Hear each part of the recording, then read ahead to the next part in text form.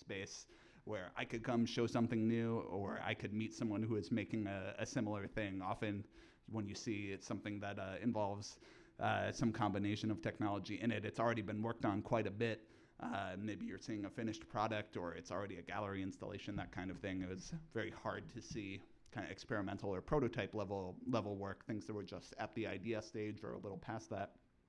And yeah, so that's a big part of why I wanted to have an event where someone could share a project at whatever stage of completion. It could be a small thing that was just finished, or a thing that's very much in progress.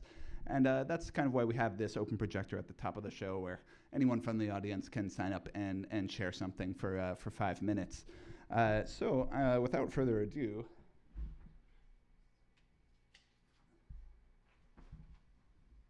I am going to start off our open projector this time, and we are going to really fire it up, really get the crowd going, really make some noise for our first open projector presenter, who is Omar Shahada. Give it up for Omar. Yeah.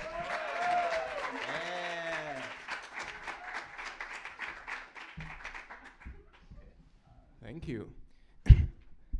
I noticed. My computer, right? Yes, I will. I noticed the sign-up sheet filled up from bottom to top, and I put myself as second, but somehow here we are. So hi, I'm Omar. I used to make Flash games back in the day. Does anyone remember that? Yeah? All right. See, that's how I know I'm in the right room. Okay. So what I have is, I wrote this article a while back about JPEG images.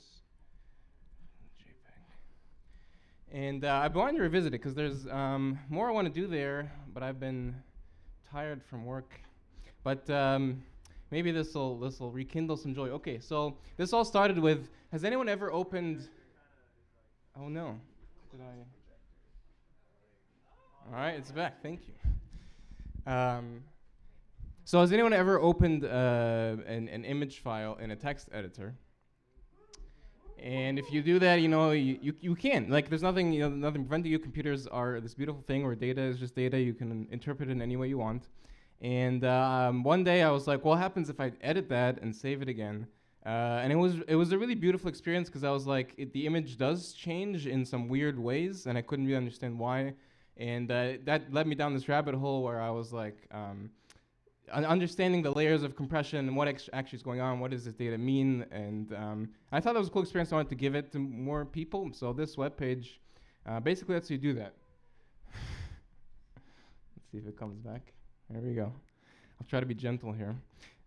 So this is on the right is a JPEG image of a cat, and on the left is the raw bytes, and so I can in real time edit this. Let me just remove a chunk here. Okay, so that. Let me just remove more.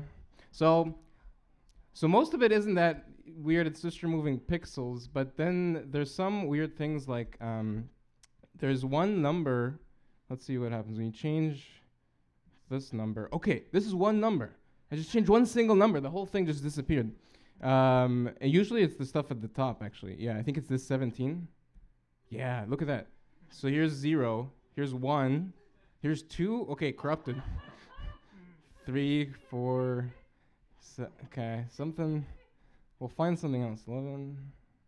Big numbers don't seem to, okay, 16. There you go, that's something. And you know, that's maybe not too surprising. This is like the header of the file, so there's like, it's telling you something about the rest of it.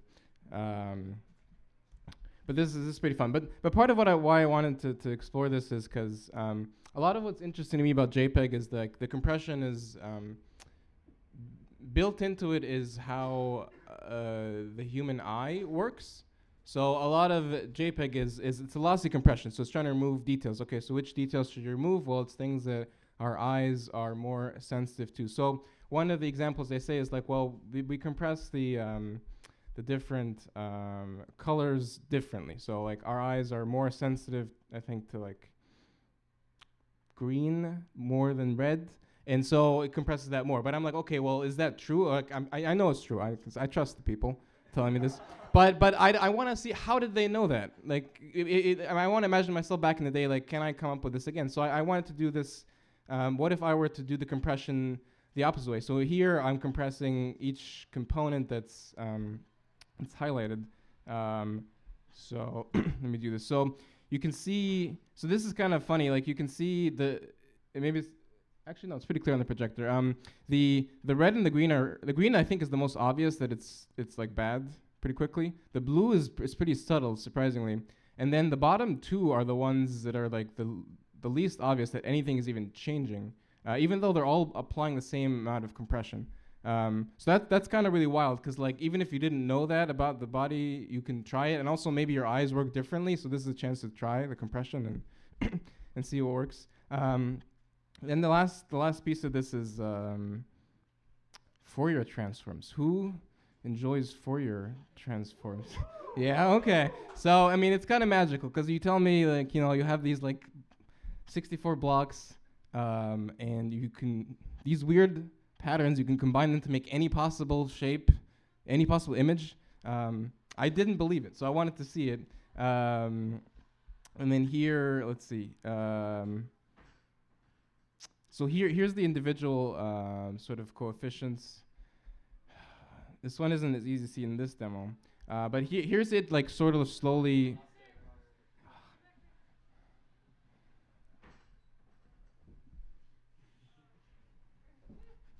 There we go.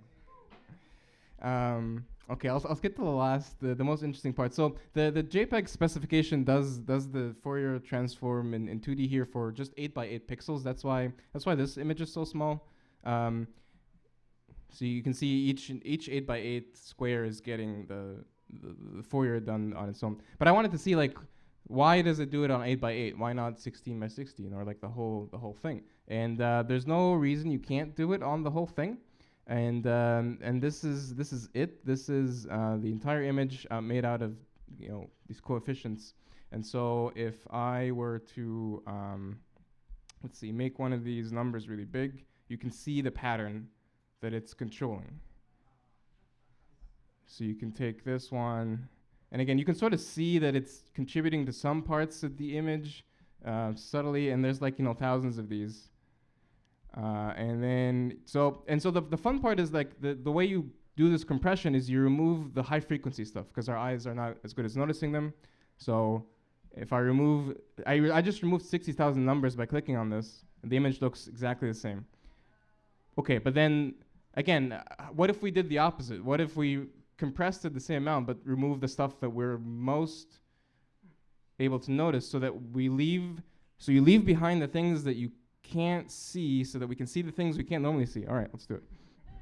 So here's if I just set the first 5 numbers to 0. Okay, it is obvious, but then if you set, let's see, the first 5,000 numbers to 0, boom. And that's like a fraction of the compression of the other one, which is 60,000 numbers. So that's it. That's kind of like the details. That's what gets removed from a JPEG. That's what we don't normally see, and the rest of it is what we normally see. So that's kind of it. This is the JPEG. If you Google unraveling the JPEG, you'll find this, and if you use it to teach image compression, I'd love that. And then like this is old stuff. This is like a very old JPEG. We've done a lot of more stuff on image compression. I've been wanting to like make something similar for newer stuff, and that's it. That's all I have. Thank you.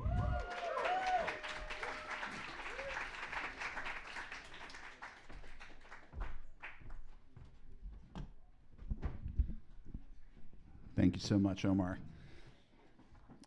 Yeah, so we were talking before the show, and Rhodey up in the booth, let's go up for Rhodey up in the booth, made the terrible decision of letting me know that among the staff at Wonderville, there's a reputation that Wordhack is cursed, which I was about to disprove because when I got off the stage last time, I accidentally kicked my beer, and it slid 3 feet and did not fall over. And then as I was coming up here to relate that to you, I like stood up really quickly and jammed my back on the side of this cabinet. It's really a mixed bag out here to see if Wordhack is cursed or not. Also want to take this moment to say hi to our audience on twitch.tv. Hello In the Scale, Swarm Dog August, and Fuzzball. Great to see you. Thanks for tuning in. Any presenters or open projector, if you want live audience reacts, they are available right here. Oh, what's up, Flantopia? Great to see you. Oh, we got a rare parrot in the chat. Okay, great. Oh, sweet. We got yet. All right, we've got many dongles up here. Surely only one of them is haunted. Let's bring up our next open projector presenter. Please give a warm welcome to returning Wordhack guest and presenter, Nick Montfort.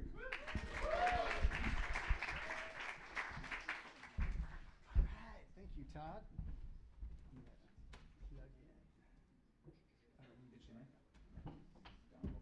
The way it was meant to be.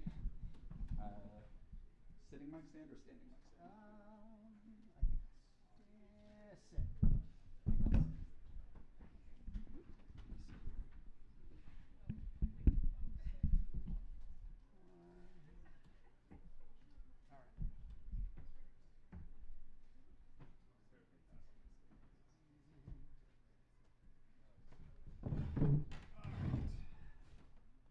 Let's see. We get the image. Looks like it. That's not what I wanted to do at all. All right.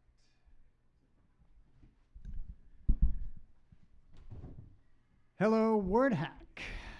I've got some very, very small web pages to show you. Some poems that are enacted by web pages of no more than 128 bytes. These web pages are made of data, just like JPEGs, but if you go in and mess with them, they just break. Nothing interesting happens. So I won't do that. Instead, I'll show you each of these half dozen little visual and sound poems.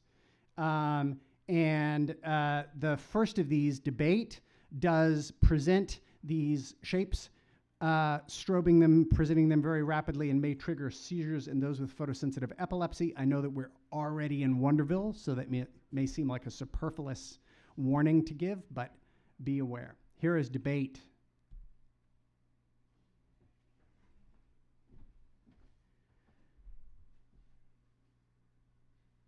And the code's right there at the bottom, although you can't read it.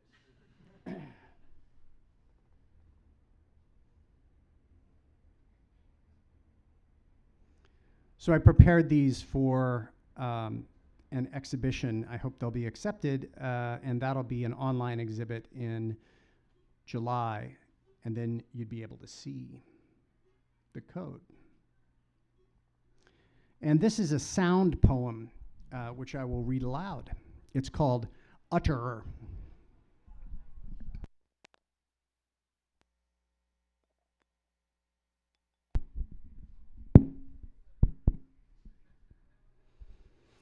Usher, upper, umber, utter, utter, usher, under, ulcer, ulcer, utter, utter, urger, upper, umber, utter, utter, usher, upper, upper, usher, upper, utter, ulcer, utter.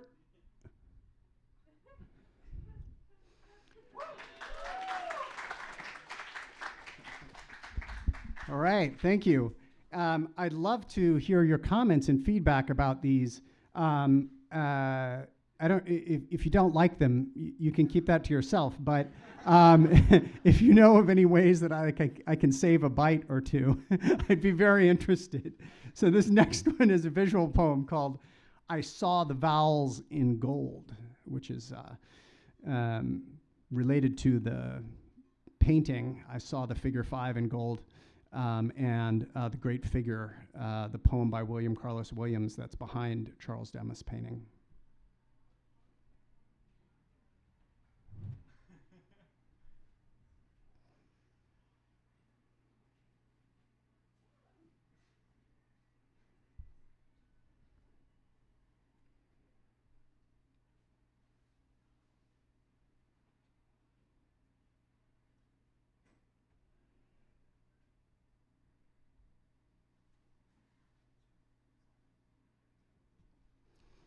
All right, and here's another sound poem.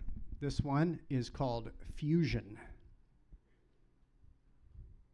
box box art top network net top work box artwork net top art net top out net box box art net out work art box up network box box out box art net art out up work up art work art up net art up top up work network box top work net up net top work out top art up work.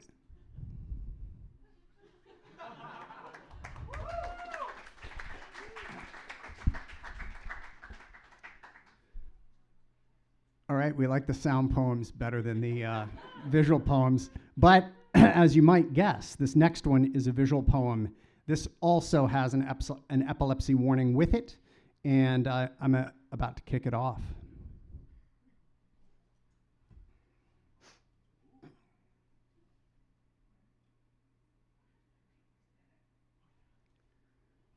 Maybe we like the sound poems and the visual poems in a different way. This is Impressions. All right, and the last one I'm going to share with you today. I am very interested if you have thoughts, reactions, comments, criticisms, critiques of these. The last one is Glossolaliatron.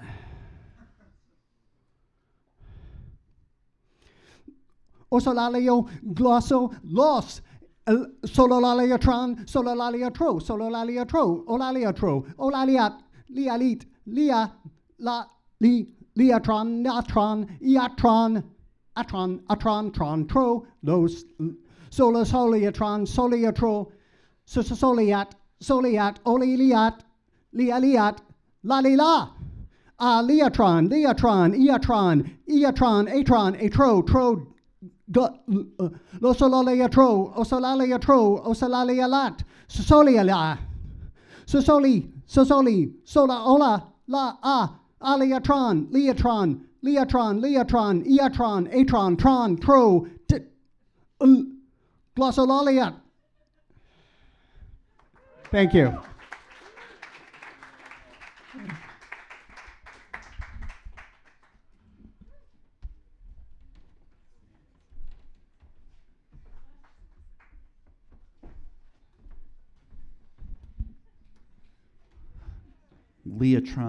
Leotron.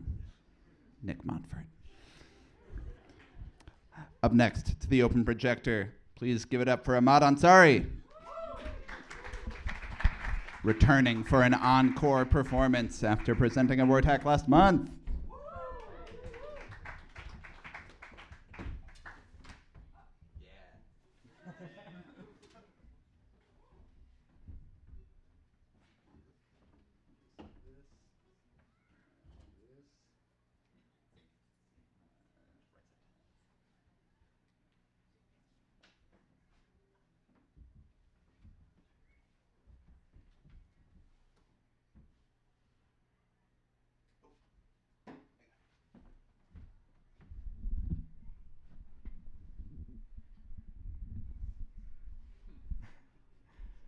Hello, everyone. How we doing?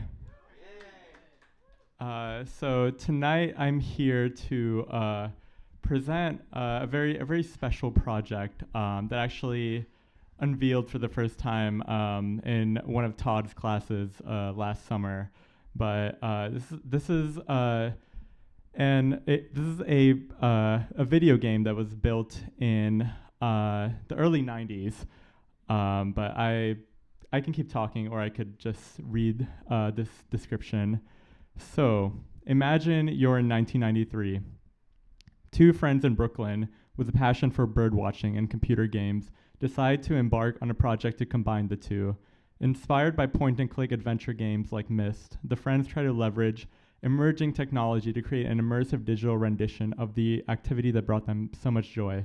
Unfortunately, the project ended up being too ambitious and ahead of its time. The motion tracking technology they tried to implement was horrendously buggy, and after pitching a demo to publishers, many claimed that they found the gameplay too boring.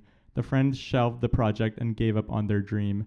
In the coming decades, a mythos formed around the project, and it slowly became one of the most legendary examples of vaporware. However, earlier this year, the source code of an unfinished but playable version of this game was posted on a forum by an anonymous user, and avid volunteers have since recreated the game on the modern web.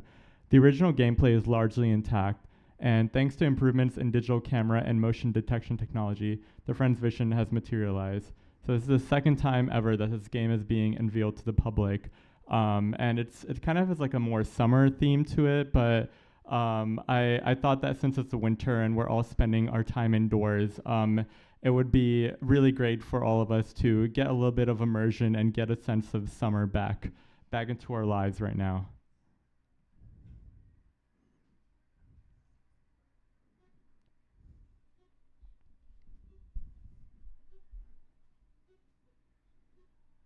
So we're in beautiful Marine Park, Brooklyn. Has anyone in here been to Marine Park, Brooklyn? It's great, right? It's actually the largest park in Brooklyn. It beats out Prospect Park as being the largest park. So we begin here. We're by the water. Let's see if the motion detection technology works here. It might not. It might not.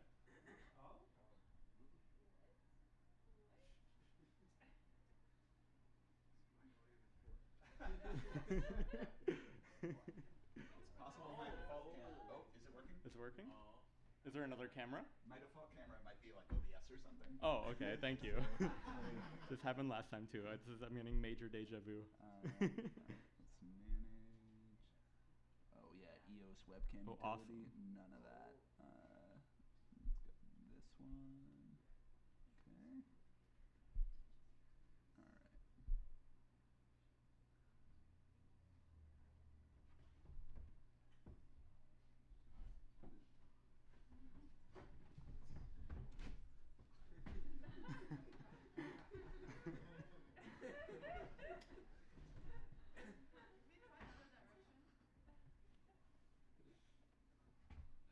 All right. Is the light supposed to?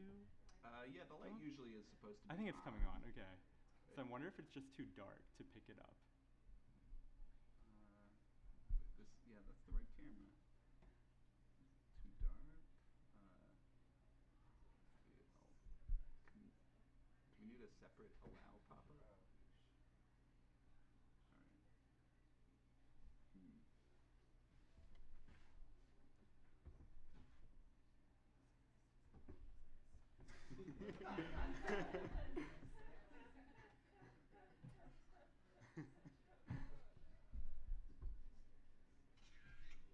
Oh, wait, did it work? No, take a photo. Or That works with the clip. Are we Wait, so can you try to shine it right in front of me? Thank you.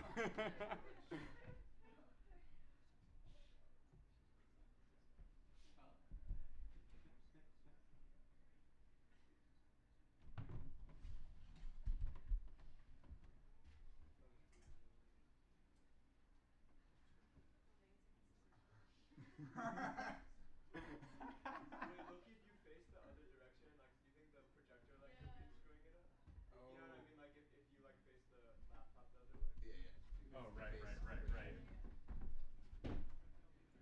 That was just a guess, though. I don't really. No, I appreciate it.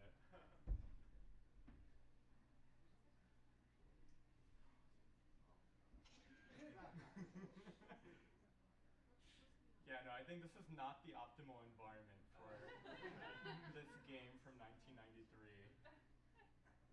But yeah, what's supposed to happen is that. Use a piece of paper instead of your hand. Ooh. Like the open projector piece sign-up sheet. Let's see.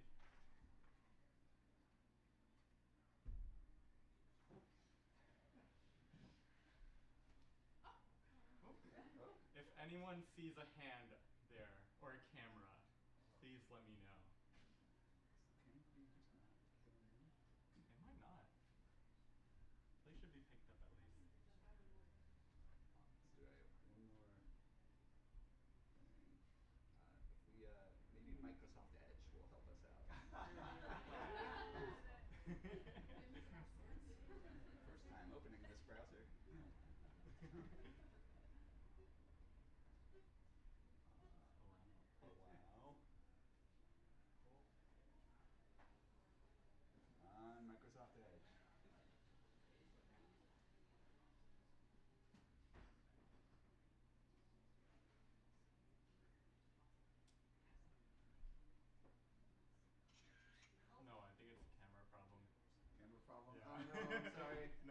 No, it's so good. Do you want a different laptop?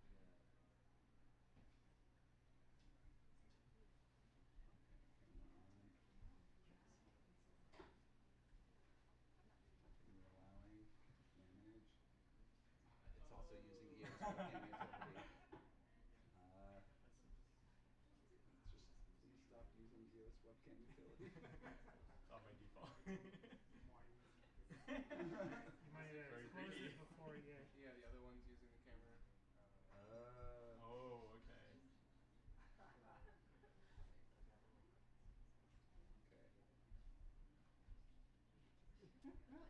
You might need to close the other tab first. Yeah, what if I just set my computer on fire? How about Always works. that would allow it to work.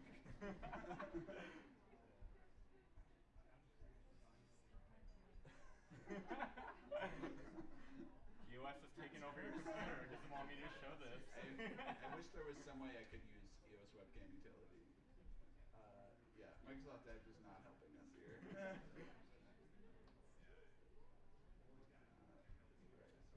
True Vision camera.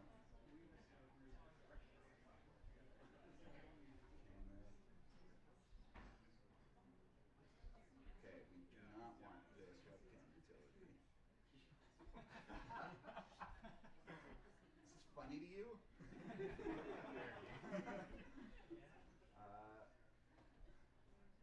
Okay. Sorry for this unmitigated disaster. Okay, wait, Yeah, let's see. does someone have a different laptop? Okay, It has yeah, been yeah. requested. Oh, yeah. Thank you so much. Oh. Well, at least we learned that my camera works. Wait, do we have a different laptop? There will be birding at Wordhack. Appreciate the effort.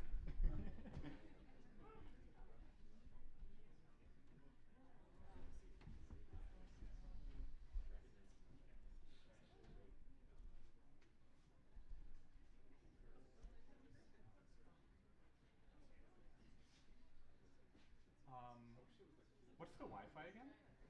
It's we play games on Wonderful Wi-Fi.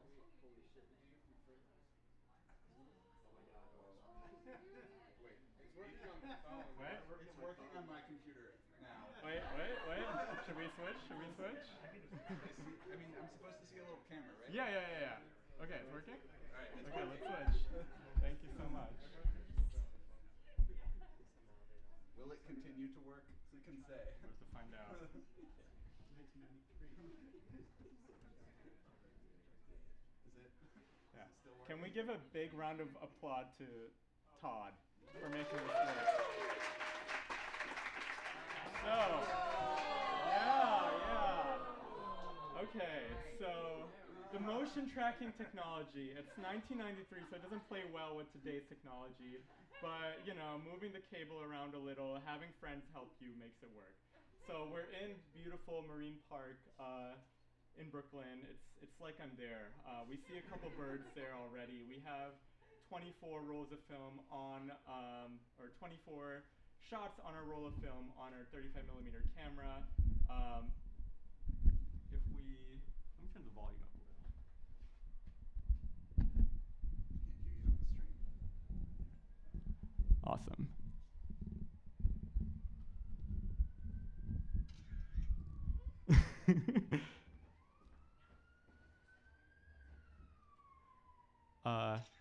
So yeah, we can move our hand around, we move the camera around.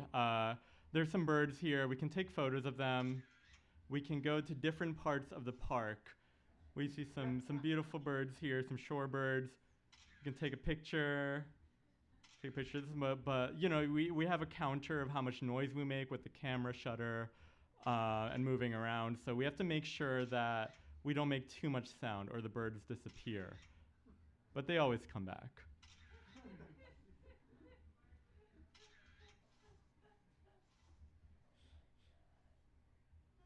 We gotta be a little quiet for a second. Okay, there we go. We got a big boy there.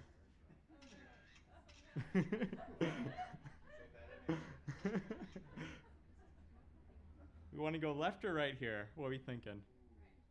Right? Okay, I heard right. Let's go right. Hell yeah, let's get the herring. Let's get the mourning dove right in our face. There we go. Okay, let's go back. Okay. We got heron. Let's go up a little. Let's see what we got. We got a cardinal. Get the cardinal for sure. It's a starling.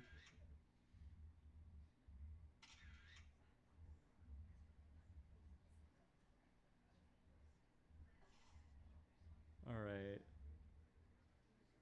We only have 4 shots, so I do wanna go. This guy, snowy egret. Let's get him. We already got one of the great blue herons, so we don't have to go again. Okay, we got a monk parakeet, which are pretty crazy that we have them around here, but we do. There was some incident with the ship allegedly, and a lot of them escaped, and they're all around Brooklyn, mostly in Greenwood Cemetery, but there's some in Marine Park too. So let's get him.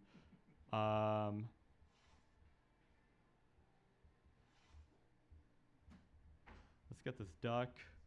Forgot what kind of duck it is, but one more shot on our camera. Who is it gonna be? It's gonna be this guy up here, or this egret. Egret? Okay.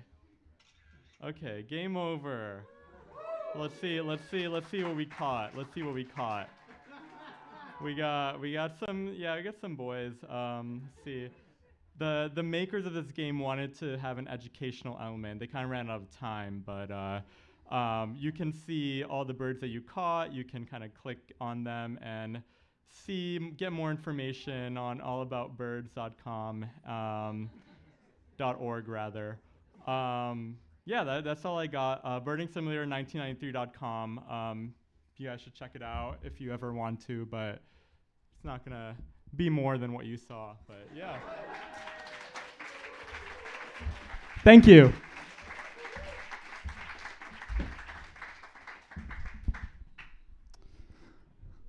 Ahmad is too humble to admit it, but he's actually one of the top 4 Birding Simulator 1993 players on the East Coast. It's really rare to get to see a player of such caliber perform in front of you live. So thank you so much, Ahmad. We have one more presenter to close out our open projector. Let's give a warm welcome to Aliyah El-Katan.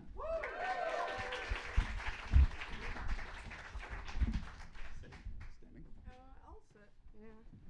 I mean, I can. Yeah, I have it open here as well. Anything works.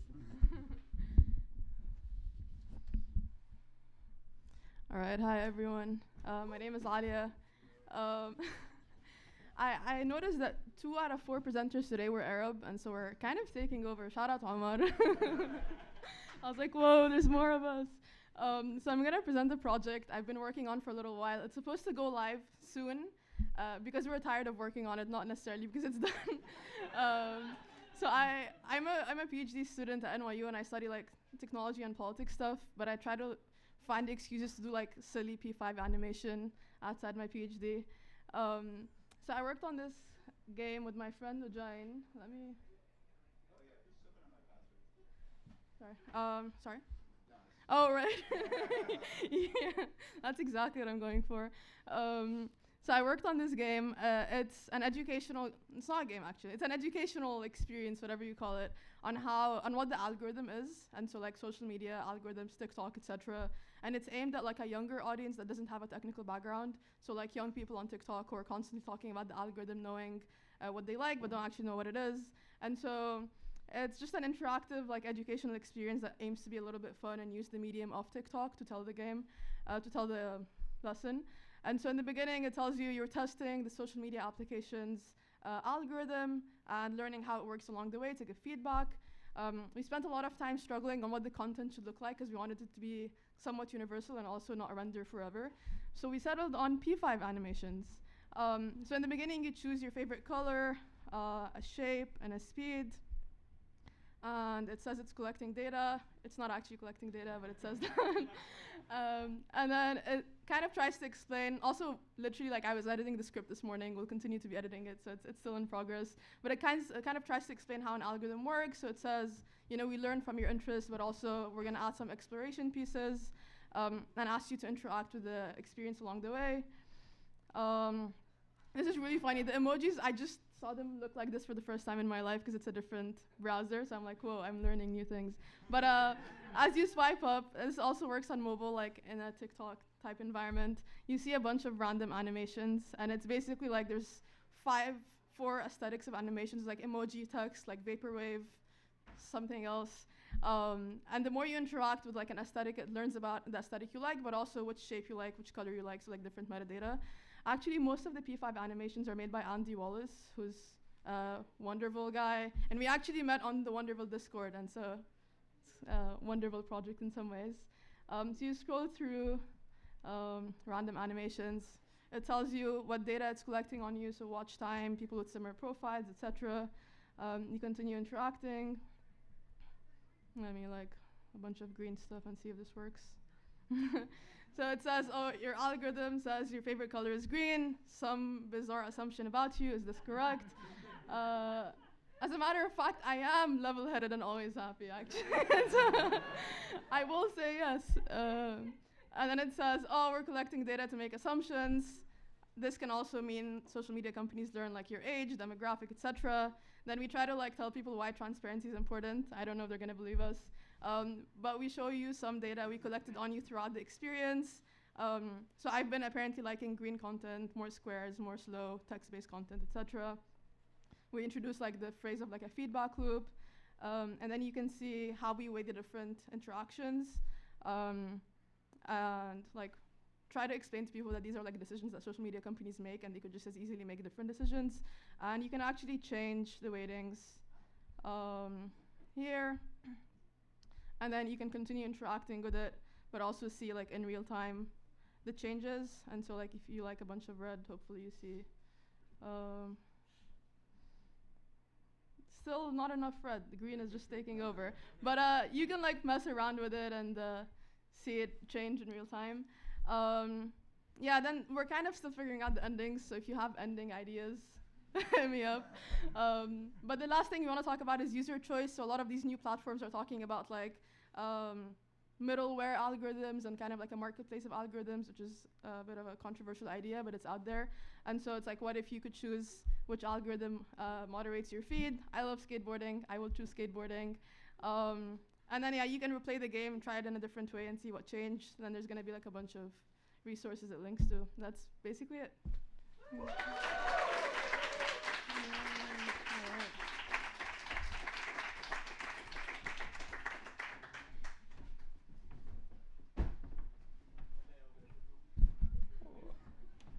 Thanks so much, Alia. That's a really cool project. And shout out to Andy Wallace. If you haven't played Particle Mace over here on this east wall during the break, highly recommend it.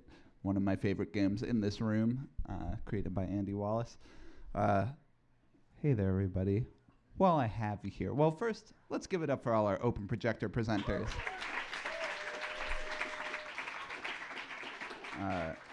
And while I have you here, I'm going to use one of my rare host privileges to show a piece that I made recently. Let me pull this up. This is a piece I made to submit to a journal called Taper, founded by earlier open projector presenter Nick Montfort, which is a really just wants to open it in Microsoft Edge, huh? Got it. Which is a journal of short computational poems, has to be maximum of 2048 bytes. Let me make this a little more readable. And let me make it so you don't see where my files are. Okay, you can still see where my camera is. Yeah, so the theme of for this submission was tools, and I wanted my initial impulse was to make a tool, like something that generated text or did something, and then I was like, what if I just like wrote a poem that used tools or something? So this is called Long Way Down. Here, take this. Don't let go of that rope. It's a long way down. So I click this. I get my little magnifying glass. And yeah, I'm about to do a voice, and we'll see how it goes.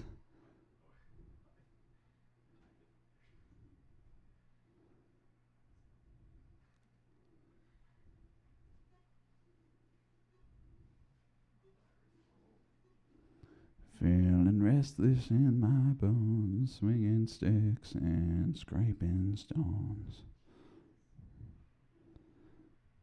Set me free, release me, set me free. Set me free.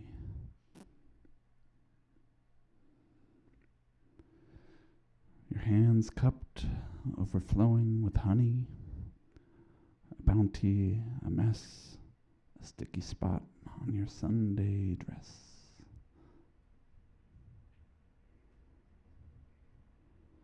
Can you hear me whistling? Up there?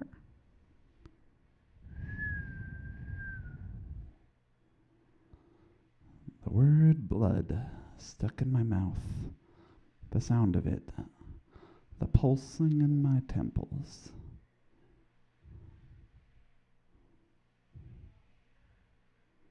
Blood, blood, blood.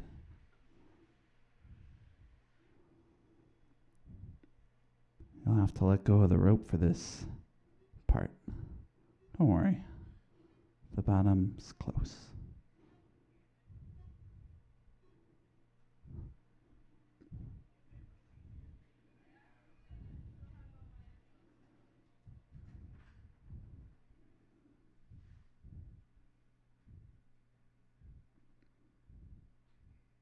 Well, close enough.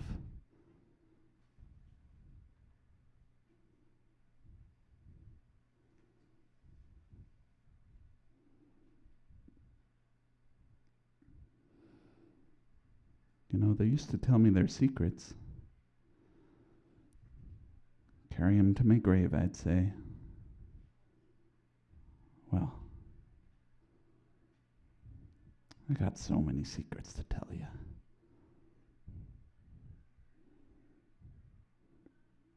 Thanks for coming all this way.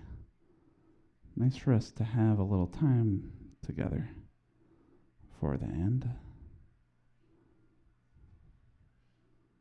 Just me and you.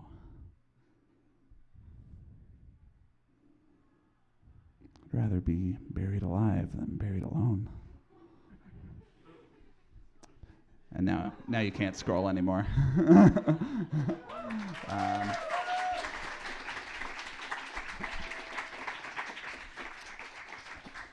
That's my creepy old man in a hole poem.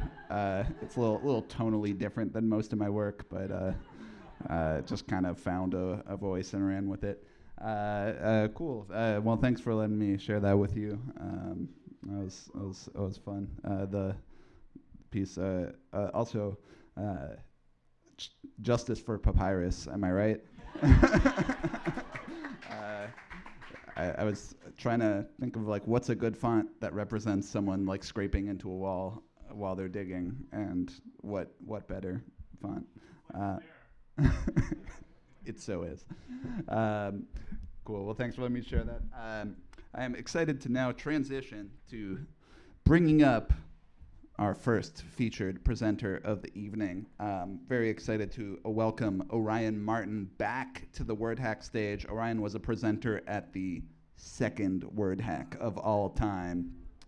Orion is the publisher of Paradise Systems, a indie comics publishing press that publishes comics from China and the U.S., often being the first translation from Chinese to English for these pieces and putting them out. They're really, really great press. And Orion is also an expert on the U.S. tax system. You may not know this, but it is February in the United States, which means tax day is approaching. And we here at Wordhack care about you in the audience who often have complicated amalgamations of 1099 and W-2 income, which is difficult to make sense. And here to help us battle through the greatest and most difficult role-playing game in history, it's Orion Martin.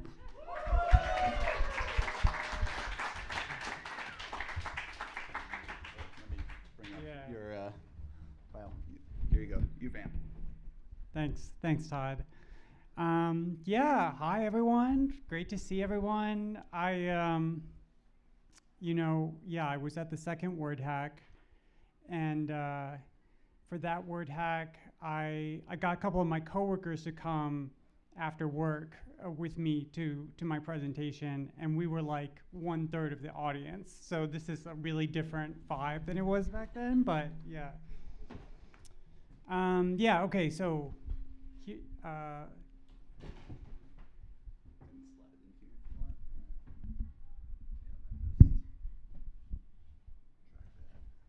cool. All right. Yeah, this is right. This is not today's date. This is the day I started working on this presentation. So, yes. So I run Paradise Systems.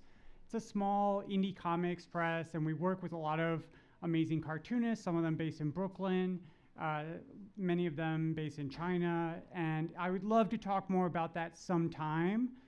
But yeah, right now I've been thinking a lot about, yes, what I would like to think of as America's most popular role-playing game, the US tax code.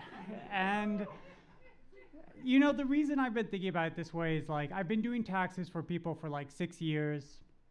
I've done like 1,000 returns, and it started to feel almost like a kind of like puzzle to me, like in the same way that like a crossword is a puzzle. It's like something where you're trying to fit the irregularity of your life into these kind of mathematical formulas.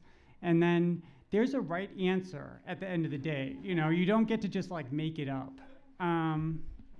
So yeah, I'm gonna talk a little bit today just about some of the issues going on in taxes and some of like the most common questions I get. And I hope this is like helpful in understanding like this world that we're in. This incredibly terrible system that we have to interact with, that we're forced to interact with. Yeah, if thinking of it as a game makes it easier, that's great, you know. Okay, so today I'll just talk about a couple things. I put in some cute animal images just to make this like less boring, hopefully. Yeah, we'll talk about different types of taxes. I'll talk about different types of employment.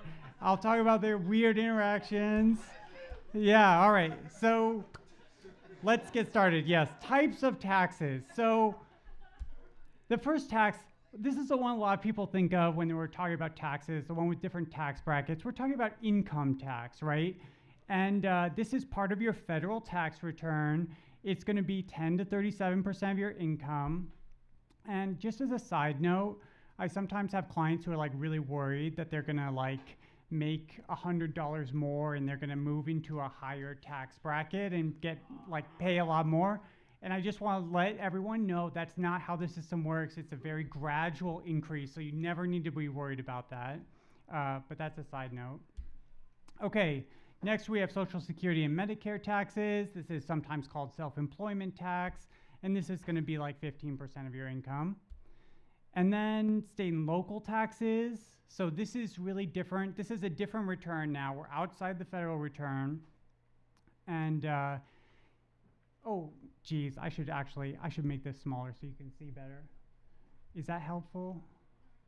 Yes. Okay, so can I do slideshow? It's gonna make it full screen. Click on the right arrow next to slideshow and do presenter view. Oh, nice. Like this? Okay, great. Thank you. Okay, state and local taxes. Actually, I'm going to move it a little bit. Yeah, there we go. Okay. So we live in New York, and specifically we live in New York City. So this is going to be like 4 to 8% of your income. And then there's sales tax, which is like a completely different system. And I'm not even going to touch on that here. I just want you to know that it's out there, like, you know, lurking in the shadows. Okay, so 2 types of employment. The first kind of employment in the US tax system is salaried employment. And so this is people who are paid on W-2. And sometimes we think of this as like, it's kind of connected to full-time employment. That's a stereotype. I mean, obviously lots of people who get paid on W-2 just get paid for like a small part, or they might have multiple W-2s. But yes, we think of it as kind of salaried full-time employment often. When you are paid on W-2, you have taxes withheld from your paycheck, and those taxes are automatically sent to the federal government and to the state of New York, so you've got some waiting for you. You can't deduct expenses when you have a W-2, and that's like a really important thing that I think gets weird, because a lot of employers are now expecting us to like have an office in our houses, but you can't deduct any expenses when you have a W-2. And your employer is paying some of your Medicare and Social Security taxes when you're on W-2. So this is something that like, I don't think people are very aware of this, but like if you're negotiating for a new job and they're like, well, we'd rather pay you on 1099, they're probably saying that because they're literally paying you less money when they're doing that.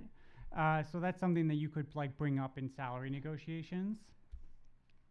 And maybe you get some benefits, you know, in an ideal world. Okay, so the other type of employment would be self-employment. And this is actually just refers to anybody who's not paid on a W-2. And I think that this is like maybe one of the more confusing parts of the US tax system, is that we have like individual understandings of like what a freelancer is, but in the eyes of the IRS, there's like this bright line, and like you're either a salaried employment because you get a W-2, or you're a freelancer, you're self-employed. So yeah, you could be getting paid through cash, check, Venmo. You might be receiving 1099 forms. Maybe you don't, that's fine too. And you can deduct expenses. So, okay. I want to talk a little bit more about self-employment. I mean, W-2 is a little bit more straightforward, and self-employment is what really confuses people.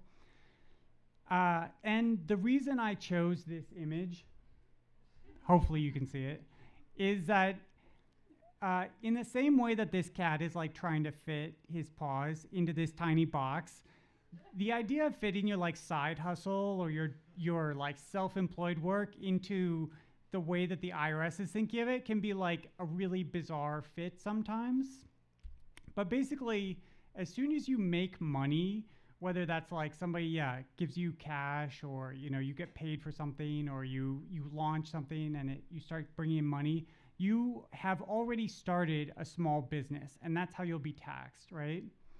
So when we're thinking about how a business gets taxed, we take your gross income, so all of your income, and then we subtract all of your expenses, all the money that you paid out to make that money, and at the end, we're left with your profit or loss. And then at that point, the profit is taxed. So you're only paying taxes on your profit. That's a really important part of being self-employed. So, you know, when we add up all these separate taxes that you'll be paying, it's going to be like a pretty large percentage of your profit, but it's only your profit. And that's what makes it like hard to kind of think through in advance. But yeah, that's how it works. So let's just take like a sidebar for a second to talk about some of the most important expenses that you should be thinking about when you are, self-employed. Advertising, okay, so this would be like, if you paid some money to get a bunch of Twitter followers, or if you have like a personal website, those would be advertising costs. Supplies, this is like, if you need to buy like a government archive of documents because you're going to use it in a generative poem, like that would be in the supplies category. Also, like, yeah, I don't know, paint, whatever else. Technology, so your computers and cell phones, that's important, and there's some special ways that you can have those be taken over time if you want. Business travel, so the IRS definition of business travel is anytime you're going out of town overnight for work, but it could also be like, you're coming to Wordhack tonight and your subway fare to and from, if you're in a tech-related field, that could be, we could all be having a deduction tonight. Software subscriptions, I don't think I need to say anything else about that. I think we're all very aware of that category. Internet and cell phone, I usually encourage people to take a portion of that. Home office is really important in New York, where we're all paying so much in rent and the price is so insane. And then research. Research is a really important category of expense I don't think people are taking advantage of enough. It's really like dependent on what your work is related to and what you're thinking about in your project. So for someone who is doing a project about the healthcare system, it could be, documentaries about the healthcare system. It could be books that they're buying about it. It could be, for some people it's magazine subscription, Spotify, if that's an important part of your studio practice, things like that.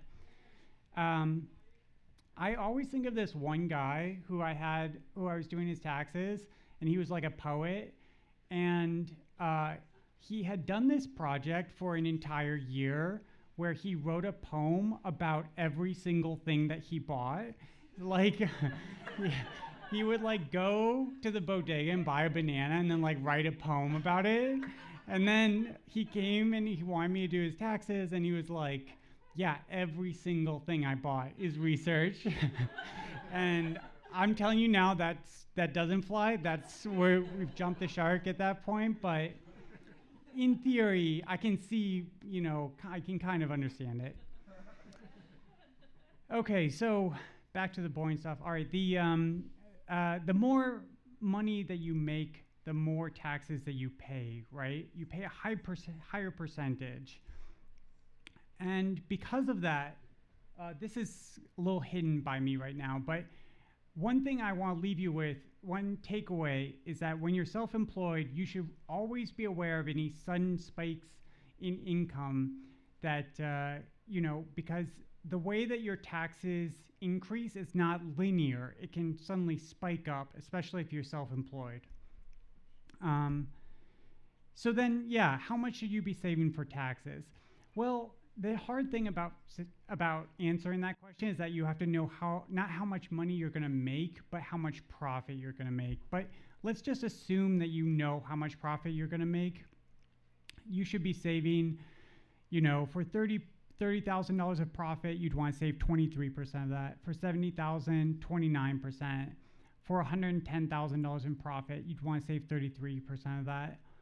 And one thing that you can do is if you're not sure how much profit you'll have, then you can set aside, like 30% of all of the money you make. And that's like a good starting point if you have no other way of like gauging. And then you just know, okay, that money could go to pay taxes. I'm not sure if I'll need it, but I'll find out at tax day. Okay, I want to talk about like, when is it a good idea to hire someone to do your taxes? Obviously, I'm a biased source because I do this as a living, but this is just my opinion. If you have like a bunch of streams of income, it can be helpful to have someone help you sort that through, especially, or if you've got like a ton of different, other stuff, K1, stock sales kind of stuff coming in. If you're self-employed, it might be worth it to try sometime just to make sure that you're on the right track. I know a lot of people do it themselves through some evil, online corporation, TurboTax. But that's fine. That's totally fine. But you might want to try doing it with someone 1 year to just make sure you're doing everything all right and everything looks good. You want to look for someone, if you do decide to work with someone, you want to look for someone who understands your industry and is easy to talk to and responsive. I always run into these people who say like, yeah, I'm having my dad's friend do it, and every time he like chews me out for not making more money. That's awful. I hate that. I hope that that person finds someone better to work with. Okay, that's kind of my spiel. You can go to my website if you'd like, taxesbyorion.com. Also, only for Wordhack, I have a special, more fun URL, taxes.pizza, which, so yeah, it's pretty cool. And yeah, I don't know how long this took me. Does anybody have any questions? Oh, great! It's only 10 minutes. Does anybody have any questions that I can like answer right now? I'll also be around later. I'm gonna go get a drink afterwards, but if anybody has any questions, I could answer them. Okay, yes. If someone pays you in crypto, does it complicate your taxes? Yes, absolutely. It's kind of like being paid in stock, because the crypto is a stock sale. So you need to know, you should record like when you receive it, because you're going to need that whenever you sell it to calculate what your gain is. So short answer, yes. Yes. You got something that's sort of a torn choice. You don't know whether it's unreimbursed employee expenses for your W-2 or Schedule C expenses. Right. Okay, great question. So you let's say that you have a W-2 job, but you also you have like a side project where you're self-employed, and you have like, let's say you buy a new computer that you're going to use in both your W-2 job and your self-employment. Well, when the Republicans cut corporate taxes in 2017, they completely removed all unreimbursed expenses for a W-2. So you can't do that anymore. But you can still have it on your side gig. So that's, that's nice at least. Okay, yeah, in the back. So there was a slide with like 30 grand, 70 grand, Yeah. 10 grand. There was a row there. It was behind your head. I couldn't see what it said. What was that row? It was probably UBT. Okay. What is UBT? UBT is unincorporated business tax. When your income gets high enough in New York, you have to file a separate return called the unincorporated business tax return, and you might have to pay some of that. So it's for people who make a large profit, self-employed in New York City. Oh, that's a city thing? Mm-hmm. Okay, thank you. Sure. Yeah. So I get a W-2. It's not a lot. Would it be more beneficial to create like an LLC to get like maybe like more like small business like write-offs instead of just getting a small W-2 instead? Yeah, that's a really interesting question. So there's a couple questions in there that I want to break apart. So the first question is like, if you have a small W-2, would it maybe benefit you to have that coming to you as self-employed income that you could take expenses against? Yeah, maybe. I'd have to think more about that. But I want to get to the other question, or maybe it's not really what you were asking, but it reminds me of something that comes up a lot, which is LLCs. People ask me all the time if they need to set up an LLC. You don't need an LLC. And in fact, there's no difference in the way that a single member LLC is taxed versus just a sole proprietor. So you don't need to, it's not going to benefit you on your taxes to make an LLC. When you're talking about making a corporation that would benefit you on your taxes, you're actually talking about an S Corp, which is a whole different tax entity. And I can tell you that just like maybe a good starting point would be to have at least $100,000 profit every year before it's worth getting into an S Corp. So that's just like something to think about. Okay, yes? How much does it calculate my taxes if I just have a W-2, but it's from a company that laid me off and is paying me severance? How much does it complicate your taxes if you have a W-2, but it's because someone laid you off and they're just paying you severance? Not much. If they're just paying you on a W-2, yeah, it should be fine. Yeah, you had a question? Yeah, if your art practice just loses you money.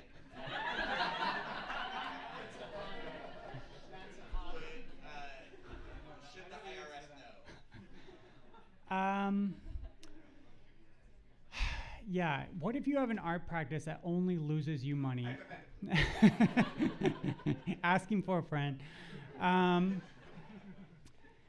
Yeah, I mean, if you have an art practice that only loses money, it's, I mean, if that's your art practice, that's how some art practices are. You know, at the end of the day, like, let's be honest, it happens. Yeah, that should still be reflected on your tax return. I mean, that's kind of my go-to assumption is that your tax return should reflect as accurately as possible what happened to you during the year. And if the only thing that happened to you this year was that you spent a lot of money making art and you didn't really get paid for that, that should still be on your tax return. Yeah, you, Omar? How did you get into taxes? Yeah. Yeah, that's a fun question. Yeah, so I was recruited by a tax company, and they trained me on the job. And the philosophy at the time from my former boss was that it was easier to train self-employed people how to do taxes than to train tax people how to interact with people who are self-employed. So yeah, that's kind of how I got into it. Yeah, another question? Kind of related to Pat's question, if you have a business that has negative profit and also a W-2, Yeah. is it worth mentioning that? Would that detract at all from the W-2, or is it two buckets? Okay, so the question was about like if you've got a W-2 and then you've got a practice on your on the side that is not making a profit and is in fact making a loss. Yeah, if you have the W-2 and then you add to it a loss, it's going to save you money on your taxes.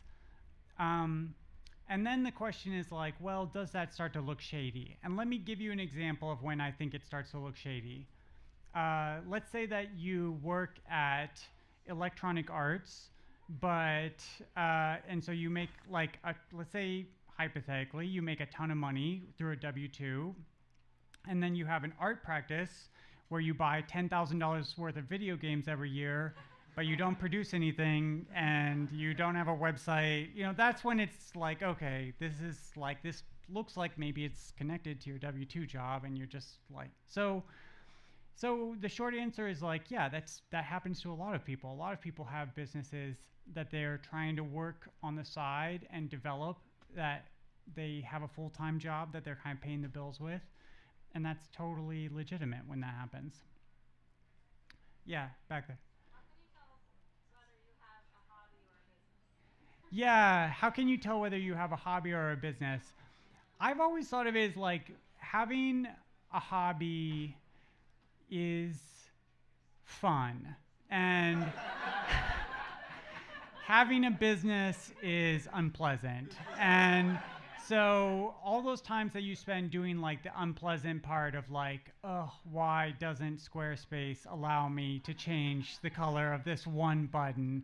Like, that's the part where you know you have a business. Anything that like you hate doing, but you're still doing it because you're trying to be successful at what you're doing and make something happen, that's the business part of it. Any more? Yeah, sure, one more. If there's any more, or I can just leave, that's fine too. Yeah, one. How did I pick those cat photos? That's a great question. One of the cartoonists I work with started a WeChat group called Cute Animal, or like something like Can't Live Without Cute Animals. And the only thing that you're allowed to post in that is cat or other weird animal photos. All of those photos came from that. And it's the light of my life, yeah. All right, thank you. I'll be around if people have specific to them tax questions.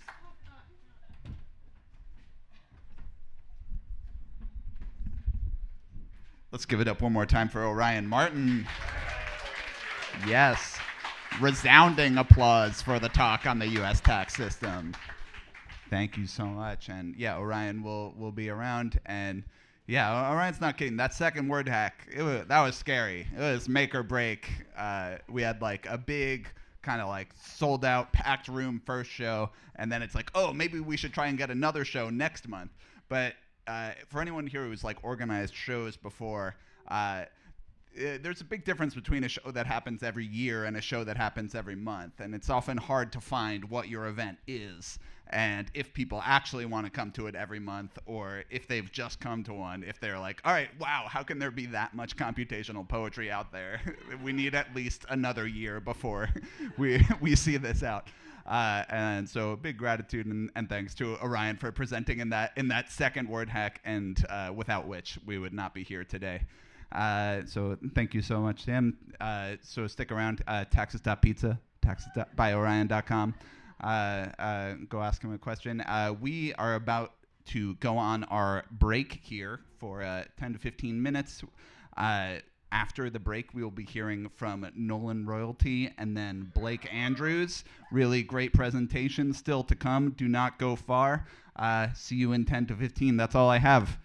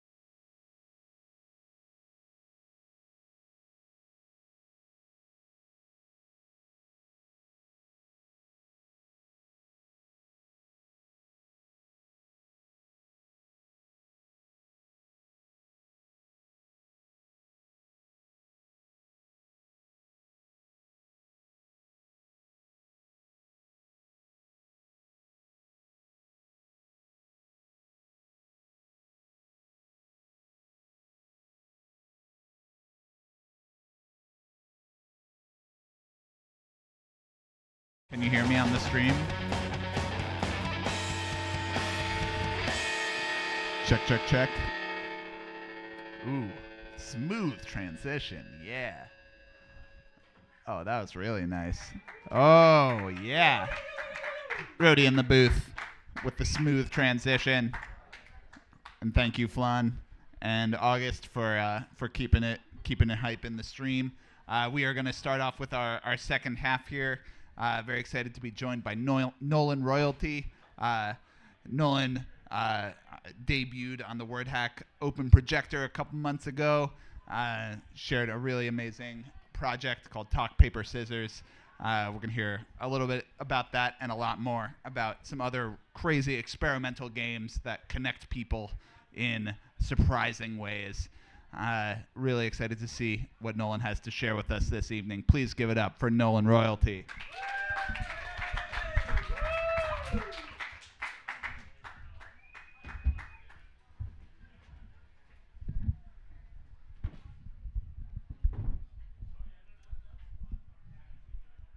Hey y'all.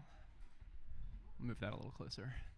Hey, so my name's Nolan Royalty. I have an art practice that only loses money at eiao.games, so you can go check that out. And I'm here to talk about having fun on the internet with strangers, or maybe a little more specifically, helping strangers on the internet have fun with each other. So I'm going to talk about a site that I made called Stranger Video. People are trickling in. It's okay. It's okay. We just started. A site I made called Stranger Video that lets strangers stare at each other over the internet. I'm going to talk about generalizing that philosophy, kind of applying it to other games or figuring out how to potentially apply it to other games. I'm going to look briefly at Talk Paper Scissors, which is a game that I've demoed at Wordhack before. And then I'm going to look at some data from Talk Paper Scissors to try to talk about how people interact online when you give them these kind of weird spaces to play with. So let's start by talking about Stranger Video. Stranger Video is a website that lets you stare at the face of anybody else that is on the site. So I'm going to play this video. I didn't think that a live demo would work, and based on the camera problems we had earlier. Yeah, that's Daron.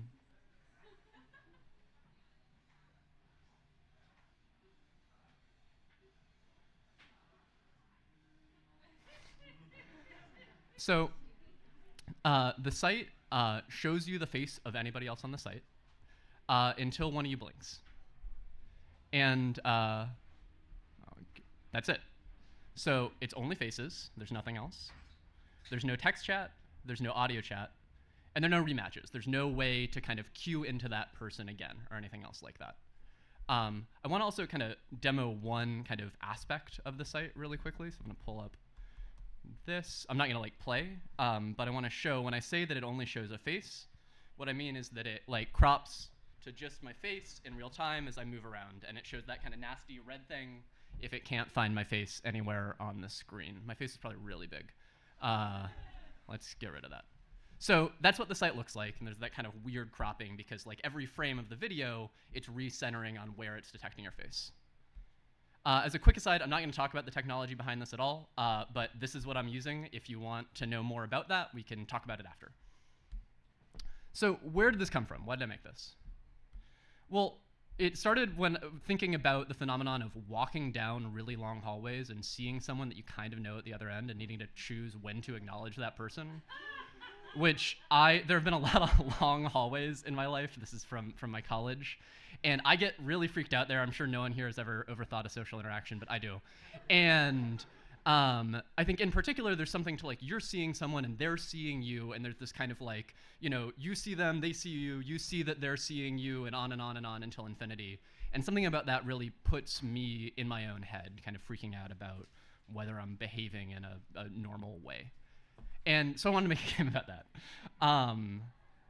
And the game evolved. It was originally a single player game. I realized that it could be multiplayer, and that made it a lot more interesting. But I think kind of that uncomfortableness informed some of my design goals. So on the one hand, you really want this experience to be safe, right? We're doing this on the internet. The internet can be an awful place. People are awful to each other. And so it's important that you add some constraints to prevent people from being terrible. But at the same time, like the feeling that I was trying to channel here was one of discomfort. And so I wanted the experience to kind of retain that in some way. So the constraints from the site are very much about ensuring that you have a safe, okay experience, right? We only show faces. There's no text chat. There's no audio chat. Content is immediately hidden if you close your eyes, which I actually think matters a lot. If something does get past your filter, you close your eyes and it's gone by the time that you open them.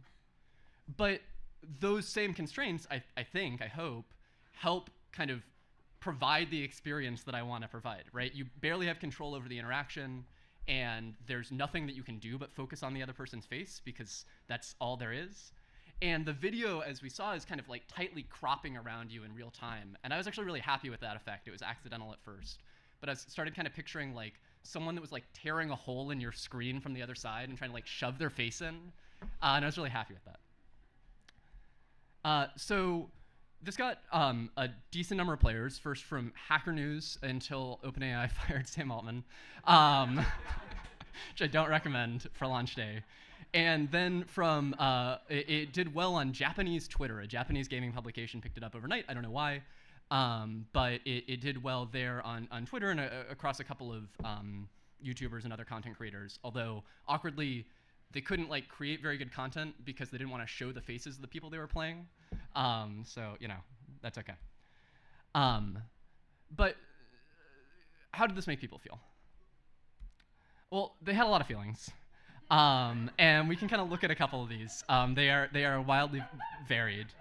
But I'll call out a couple of things. So some folks, I think, got exactly the experience that I was kind of imagining here. That is, it was anxious, but maybe also exciting or interesting. Plenty of people focused on the novelty, and I also heard about the idea of this being an early internet thing, maybe because we were more naive back then and made stuff like this.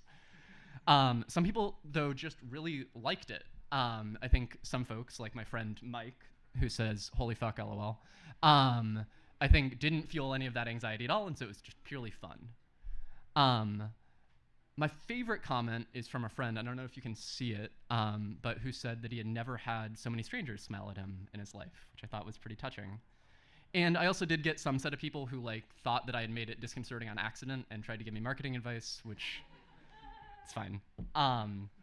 But all in, I think like plenty of this, folks are found it uncomfortable, anxiety producing, but I think I didn't expect the number of folks who would maybe just kind of enjoy it as a fun experience without any of that attached, and that was kind of cool to see.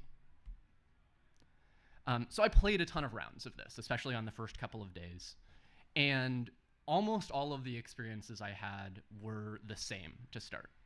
So you see each other, and you smile in surprise because there's this stranger on your screen, and it's novel, and it's cool.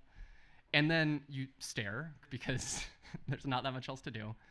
And then you start imitating each other. So like I'll make a face and then you make the same face back. And then you make a face and I make the same face back. And I wonder if some of that's just people trying to show that it's not like pre-recorded video. But I think that's also like the limit of the interactivity that you had in this medium, right? Like all we can do to communicate is make faces at each other and then like do the same faces to show that we're seeing each other. There was one other thing that I saw a lot of, though, which is trying to make the other person laugh. And this was particularly big in Japan. I'll talk more about that in a bit. But folks would kind of treat it as like, if I make the other person laugh, I win because they'll probably blink. I lost to someone at some point who had just taken a massive vape hit right before queuing in, and then just like blew out a ton of smoke, which I thought was pretty good. Shout out to that person. So, like I said, this was did well in Japan. That's where the majority of the players are. And here's kind of a representative video from someone recording their experience. Their sound, I don't know if that's gonna play. That's not important.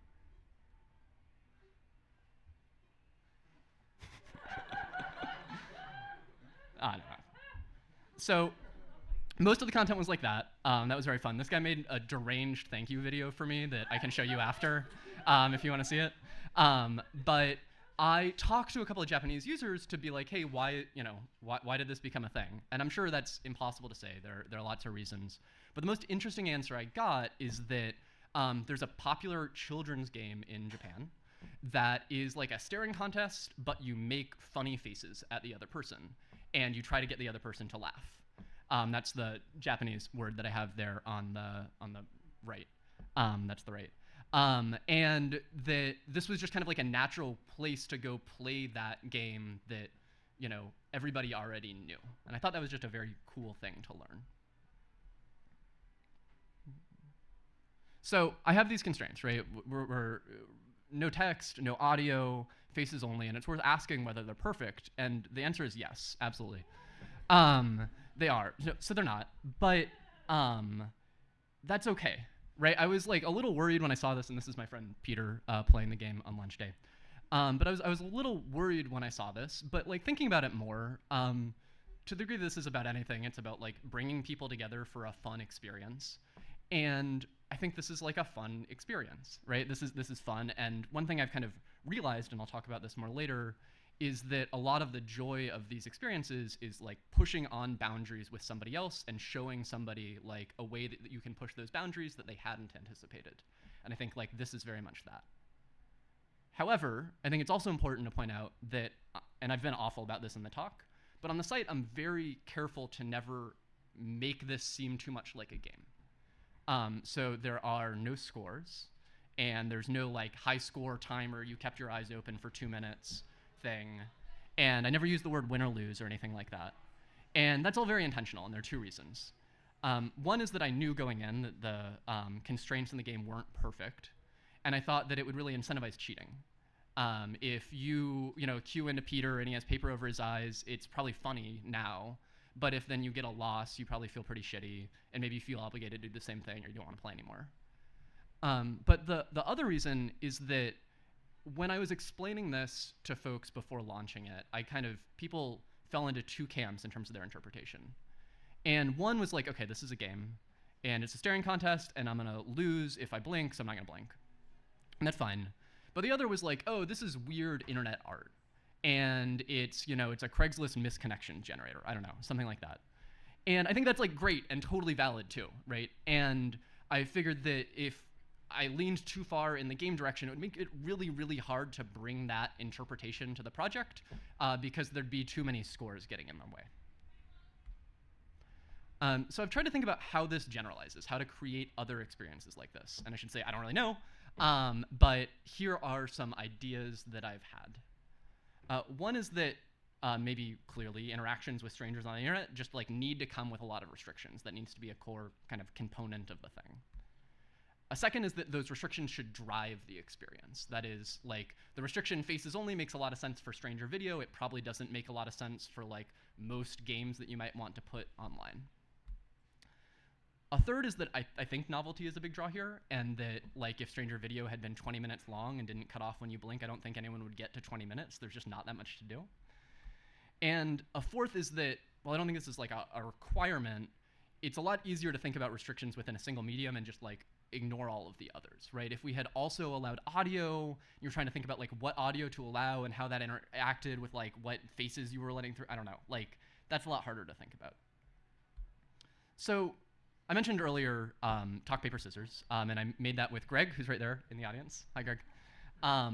And I presented this at Wordhack. I don't want to spend too much time on it, but to briefly recap, it's a phone number you can call, and you're matched with stranger, and you're told to say rock, paper, or scissors. And assuming that you actually did, you hear what they said, and they hear what you said, and you play best of 3, and then you go on your way. It's kind of fun. And I think it's a good example of taking those principles and applying them to a completely different medium, right? We have huge restrictions. You can literally only say 3 words, but those restrictions make a lot of sense in the rock, paper, scissors universe because it's rock, paper, and scissors.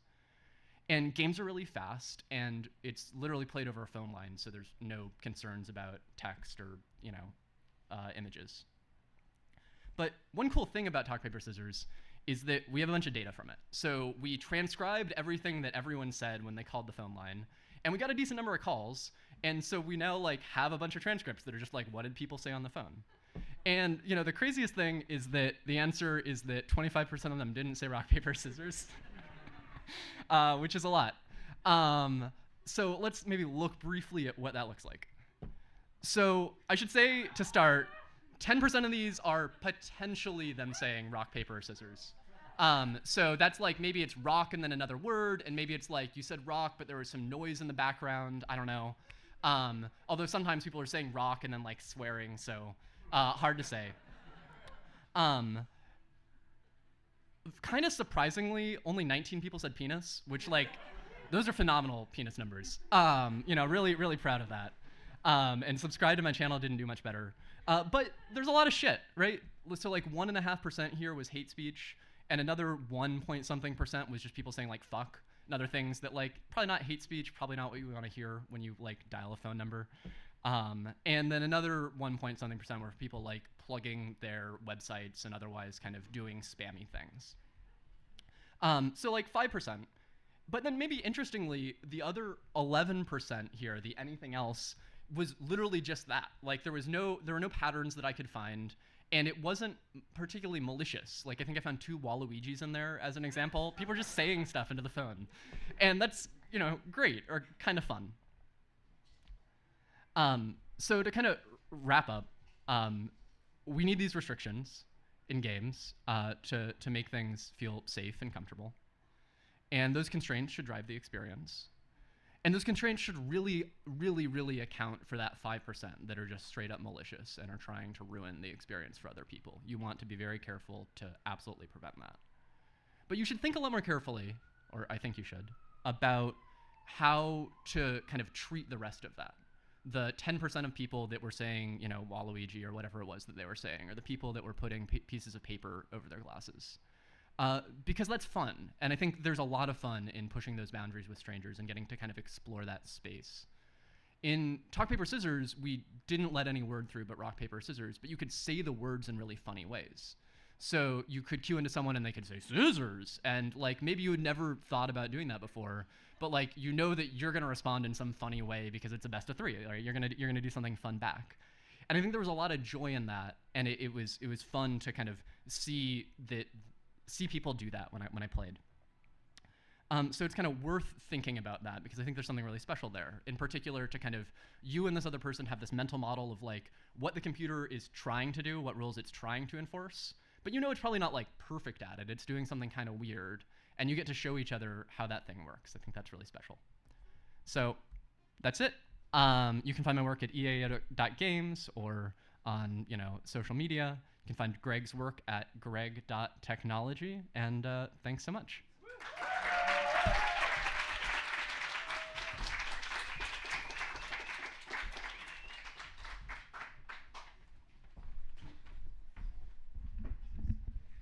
Thank you so much, Nolan. I also want to give a big shout out to Nolan's Google Doc, Stop Looking at My Tabs. It's an innovation I'm really going to carry away with me tonight. I'm also going to try and figure out, as someone who frequently lends out their computer to be used for Open Projector, trying to figure out what is the Google search autocomplete equivalent of stop looking at what auto-completes when you're typing in the URL of your project. Thank you so much for that, Nolan. We have one final presentation from the one, the only Blake Andrews, a really inspirational game creator and funny person and frog enjoyer, the creator of a recent documentary game depicting a car trip of several teenage girls to meet some boys in the American Southeast. Blake has really just really worked very hard to capture in vivid detail this harrowing journey, and they're excited to share the results with you this evening. Please give it up for Blake Andrews.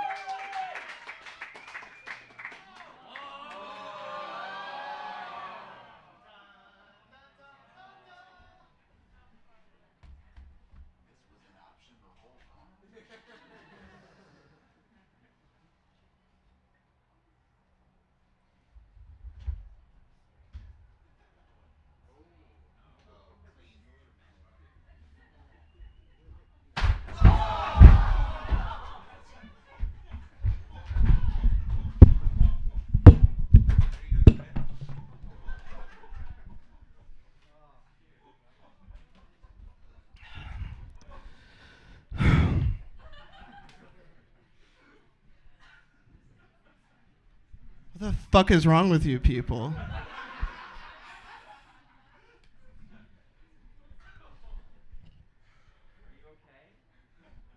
I'm fine. Shut up. I'm sorry. I'm starting it off a little bit. Starting a little. Starting off a little bit hot with it.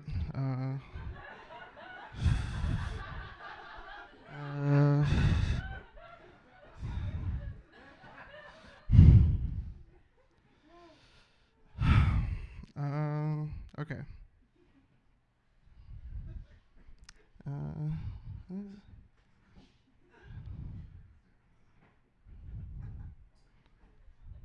Todd, how do you get this thing working? If you motion, I want it to go into motion, and then this is fast, right? Yeah. How much time do I got, Todd? You got 15 to 20 minutes. Is this good? That's too many. Okay. Is it? All right. Okay. A little bit more than that. So, something like that. Something like that.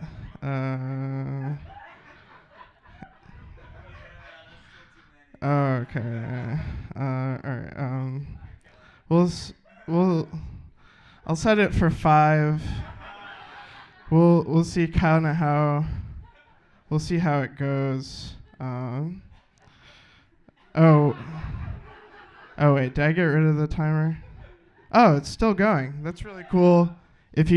How many of you guys work at Google out there? Oh, I saw someone wave their hand a little bit. You work at Google? I got laid off. Well, hold on. Do you want my drink token?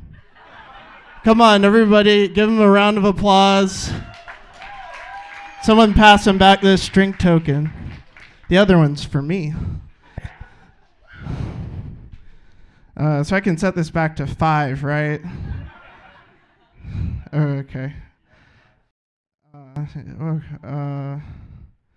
Play. And then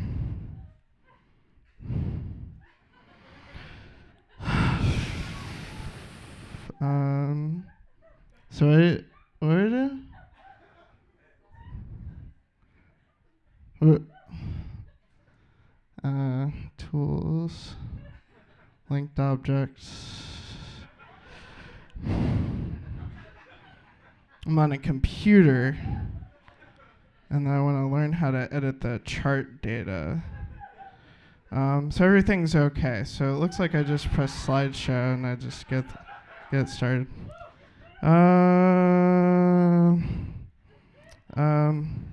So what is motorway trip? This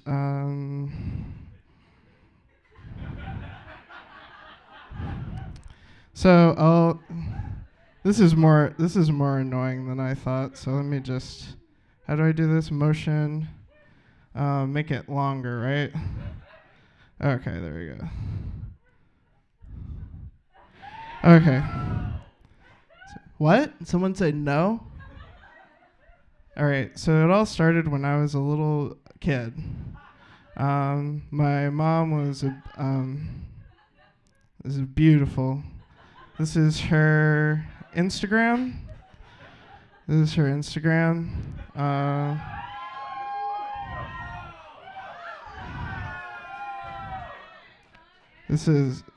I don't like this guy. Don't like. Oh, is it? Wait, what? Wiggle the thing? Wiggle the thing.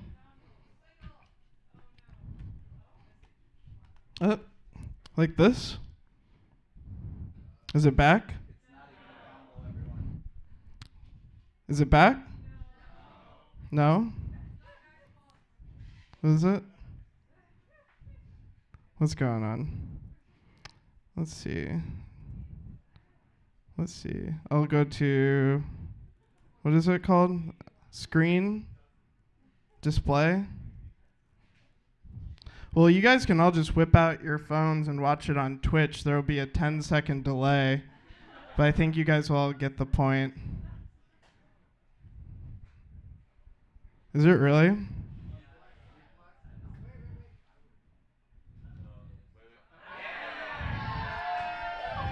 Okay. Okay.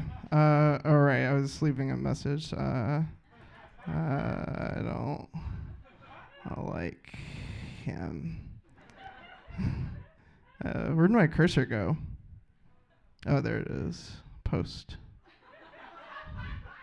So yeah, my mom is pretty nice. Yeah, so I was playing video games from a young age because of her, and because of her computer science background.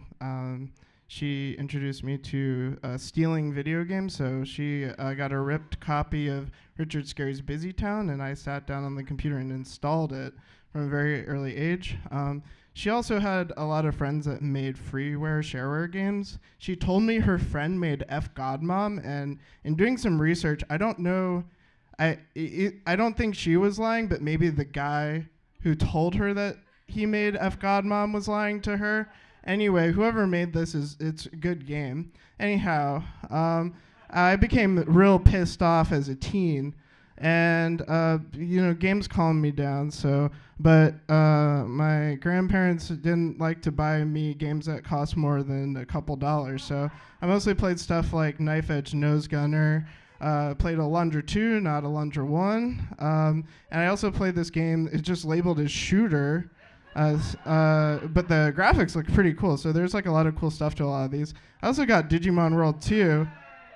Who's cheering for this? So you might be thinking about Digimon World, which this is a really cool game. I really like this game. Yeah, let's get some applause for Digimon World. Digimon World 2 fucking sucks. It's turn-based.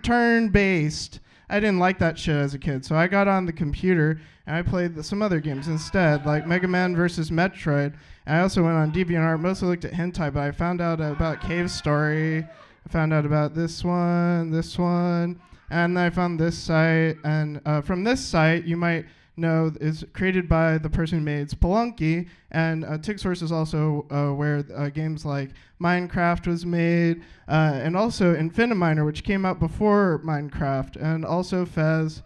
So I was posting a bunch of art on there and doodling around, but basically everybody on there was an asshole. And when games like Infiniminer didn't make money and Minecraft did, basically a bunch of more assholes came. So I left and I went to art school. I learned about relational aesthetics, and Brad Trammell was my teacher too. So I literally went to Strand because basically he taught an interactive media class, but he just mostly did what he does on the YouTube nowadays, which is not what I wanted to hear, but it was still good to hear about it. So I went to Strand and I bought 2 books. One of these books is Twisty Little Passages by Nick Montfort. I had this in the presentation before he got here, so it's nice to see you. One of the first times I really interact, so you used to go to Baby Castle's co-working, you're laughing, and basically, when I told you, I was like, oh, you're Nick Montfort, I bought your book, and do you remember what you said? You remember what you said? What did you say? What did you say? Say it. You said, but did you read it? He literally said that, and I read it. Yeah, I also bought Rise of the Video Game Zinesters by Anna Anthropy, and that took me to the site Glorious Trainwrecks. How much time do I have? Oh, is it the audio not on? Oh, it looks like the timer. How much? 10. This is not. Then I found out. I'll just speed through this. Found out about this. I started using this. Made some games. And then some of my favorite games on this website, take a note down or maybe watch the VOD, but basically I was very inspired by games like Captain Apache's Penguins by Ghetto Flower. I'm saying it here even though you don't know what this is, so maybe you look it up and you play it later. But basically if you go on Newgrounds, or if you used to, you used to be able to go to you used to search by score. And if you went to the last page, most of the games would be there. So that means like the most downvoted games of all time. And I thought his games were really cool. It was really disappointing to find out that he was an alcoholic when he was making all these, and that's why they're so weird. But he's really cool anyhow. There's also another person on the last page of Newgrounds called Blueberry Soft. He made this great game called Castlevania 10. Then I found out about Revenge of the Sunfish, which everybody says I copy, which I do. And then I found out about Kimberly Kubis. Kimberly made games like Johnny 2, Johnny 18, 35, Airport Manager, Pollution Manager, Abortion Manager, and Johnny 36, and then they killed themselves. And then I started thinking, time's running out for me too, so I better get to work and make as many games as they do before I die. I made a bunch of games, and I went to school literally because of this. And I lived in this loft, and basically I played all the Mario Party games. I think Mario Party 2 is really good. Round of applause for Mario Party 2. And then I was really interested in this, and I played all of them, and I was like, oh, this one's good. But I don't know why the cover says 3. Maybe they didn't think they would make so many. And then this one's good. And then boo, boo, boo, boo, boo, boo, boo, and the boo. Oh my God. I didn't play that one. That one's overrated. I'm just tired of these. And I wish I could gamble with these. But I was also playing Cosmic Encounter and just getting in fights with my friends. And then we also, my friends, we got sorry and we just started slapping each other every time we hit each other in the game. And we were mostly playing in this Fire and Ice variation. And then basically at NYU, I got to my thesis project and I told Frank Lance what my idea was. And it was kind of inspired by the Big Joyous Celebration Lister, the Honey Pot by Teen Suicide. And Bennett was like, don't do it. Don't make these small games. So I made a game inspired by Half-Life 2, and it was really overscoped. This is Josh DeMonis playing it. And then later I met, and then I was involved with Baby Castles. We made this game scriptboard. I don't know. And basically, I was a part of Baby Castles for a while. And if you look at the website, you can see that something happened here where mysteriously it says 2017, 2019. So if you want to do some investigative journalism on that, feel free. But it wasn't my own decision. Anyhow, I'm a little monkey now. And basically, I was thinking, I'm just going to end it all. But if I don't kill myself, the sweet kiss of time will kill me. And then I got into no course, so I don't have to do that. So basically, I got into this. Is it? I got 6 more minutes, I guess.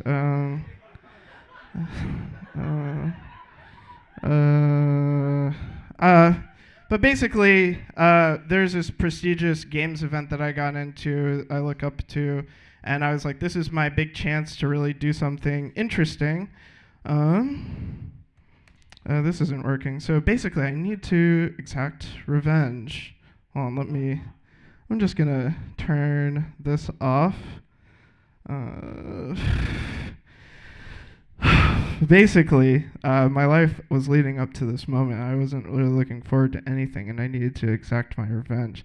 It was revenge on my dad. It was revenge on my mom. Video games, Frank Lance, Bennett Foddy, revenge on NYU, revenge on Baby Castles, Donald Trump, revenge on myself.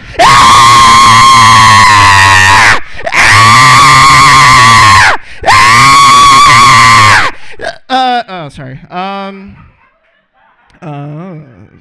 So basically, I was gonna make how do I make a veiled fuck you as a video game? Has to be fun and funny in my style, transgressive in an obvious way, but only in the way that academics would be mad at it, but not too transgressive. So I wanted to make something similar to Mario Party 2, and then basically I wanted so I did some research, and basically one thing to think about is they bring people from all over the world for this, and so I've been to a lot of them because I live in New York City, and so basically I've been to them since 2016. The pandemic happened, so that there wasn't one for that. And then there had been some that I hadn't gone to before. So some games from No Quarter that you might have heard of is Nidhogg. Give it up for that. Nidhogg 2 is playable in the back over there. Killer Queen was also made for that event. You can play that in the back of the arcade. And here are some of my favorites from each year. This is Leisurely Eatery by A.P. Thompson and Jenny. I'm sorry. That's not it. Anyhow, but basically the podcast, Arpanji by Ayla Myers, who I think is one of the best game developers in the city. Drawing Games, Witch Ball by Laura Clark from Baby Castles, and Quinzina. And this is Lillian, who did the music for the game. So let's give it up for Lillian. She's in the back over there. And let's really embarrass her and put her on the spot. But the biggest thing I really liked about No Quarter is it's like a big social gathering for like the New York video game elites.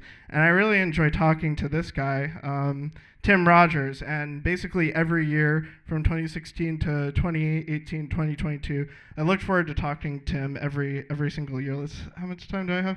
Okay. And basically, he even told me to watch The Young Pope, and I watched it, and it was great. 2022, I was like, thanks for telling me about that. And when I got into No Quarter, one of the biggest highlights was I was like, I'm so excited to talk to Tim Rogers, and I'm gonna have a game there, so there's gonna be some importance put on me. I'm gonna have a nice conversation, and maybe I'll be able to hang out with him. And basically, he didn't fucking show up. So what's the point? Anyhow. Some things I've learned from previous No Quarters is some of them weren't suited for playing around other people. There were like limited amount of players at a time, limited setups, long play sessions, couldn't see what's going on. But I don't know, none of this stuff is really, I don't really want to do a talk about the game. So I think one thing that's more interesting than maybe the talk is this debate over video game versus video game. Raise your hand if you say video game one word. So this is Wordhack. Maybe we got some two-worders in here. So raise your hand if Nick Monfort. Twisty Little Passages.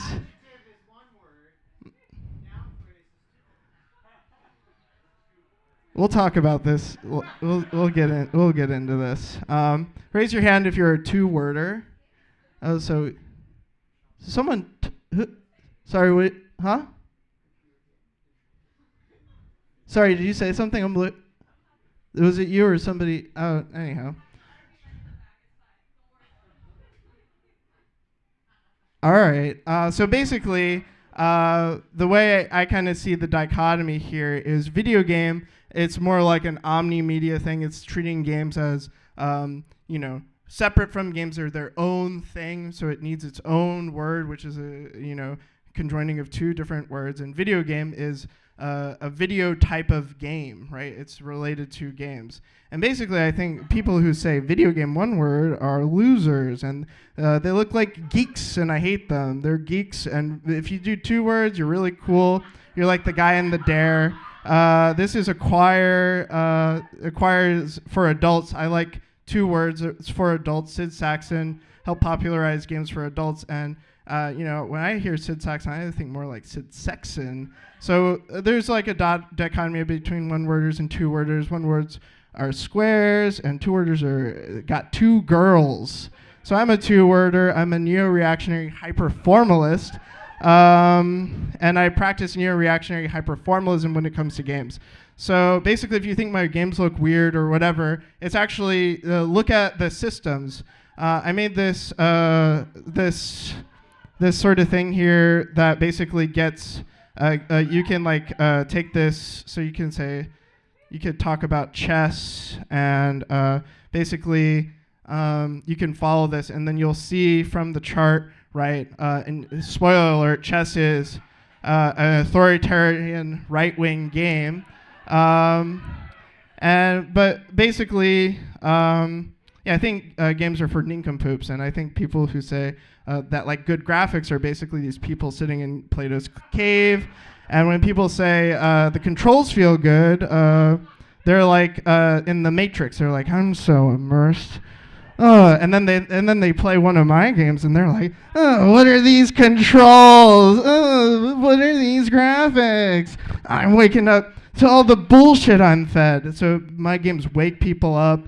And then this is someone after you've played a game of my that I've made, and then you start saying, oh, video is 2 words. And I'm basically like Morpheus in these regards, and I say, which pills would you like to eat, my friend? Are you eating the red pill or are you eating the blue pill? And Morpheus is light-skinned, just like me, and he also has holes in his skin just like me. I have bad skin. Arthur Russell's like this. Chris Morris also has something going on. Tobunobu Itagaki also has something going on. He's the guy who made Ninja Gaiden and Dead or Alive. His games are really good. And this is a picture I found of him on 4chan when I was a teenager. And I think Itagaki is a total 2-worder, and those 2 words are sex pest. A mentor once asked me, why don't you make games where you fight dudes? Time to round up these crackers and execute them, I say. But basically, I'll give my, how much, I don't know. I'll just get through the rest of this really quick. So basically, the idea about this is like, having recognizable symbols help you think about what the mechanics are going to be. So you look at something and you say, oh, I understand what the mechanic is. So you say, oh, there's a dragon, it's bad, I have to kill it. A knight, maybe it's a defense thing, right? Princess, gotta save her. Goblins, they collect money. And then you see a rat and you want to stomp it, just like in Gears of War, right? So I say, with my bad graphics, look past the symbols, you idiots. Pay attention to the mechanics. Dragons aren't real. Knights are cops. Oh my God. I'm not a racist. I don't judge people based on their skin, except for if you look like a cookie. I don't want to stomp on any more rats than I already have. My grandma forced me to kill a bunch of rats that were stuck to glue traps in college. I think chess is a dog shit game. This is one of the games that basically started representation. It's the first individualist game. Bishops were turned into elephants by Western influences. I think this guy sucks, but this guy's pretty cool. She's even cooler. What you got behind that hat? Basically, I think games turn people into mental illness havers, mass shooters. If Doom didn't have graphics, there wouldn't be any mass shootings, and all of our friends and family would still be alive today. And if there wasn't Marvel Snap, I had developed psychic power, so I'd kill politicians anonymously like Joe Biden, Benjamin Netanyahu. Eric Adams, my nigga, though. I'm mixed race, so it's okay for me to say that. He's a cool-ass dude, not afraid to get wet, but hold up, what's he doing with these rats? Fuck this guy. Eric Adams isn't Malcolm X. Cultural appropriation is good. Here's me as a kid. I'm mixed race as hell. I love wiggers, and not Kyle Wiggers. This is Wikipedia searching for wiggers. If you go here, you can plus this, and the audio is not coming up, but it says wigger. It's offensive. It doesn't play the audio. There's some pictures of R.I.P. Lil Peep. Shut up. Fuck you.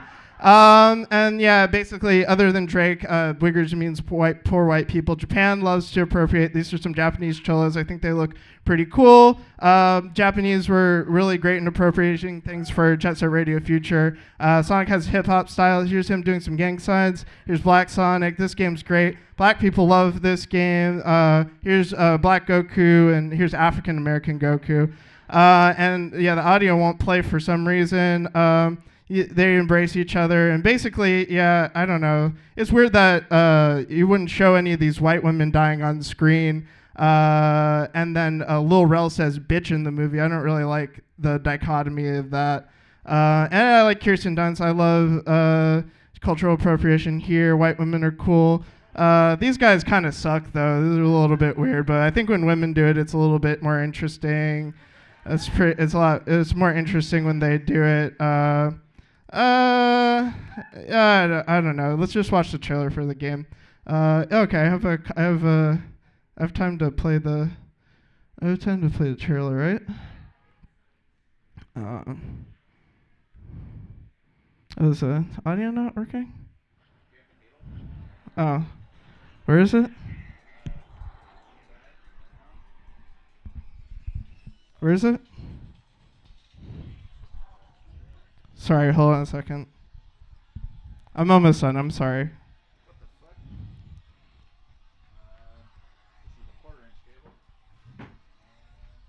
Let's give it up for Todd, everybody.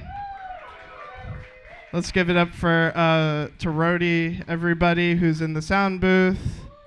Let's give it up to Pam Anderson, who is also in the sound booth. Should I just put the mic on the speaker? Doesn't seem like it's... I work here, so I could solve this problem. But maybe I'm... Oh, it's down here. Oh, but does it have a... Yeah, you're pulling on the cord I'm holding. But it's a quarter inch. Oh, okay, this is quarter inch. Hold on a second. No. Oh, there is a DI, but it's just quarter inch.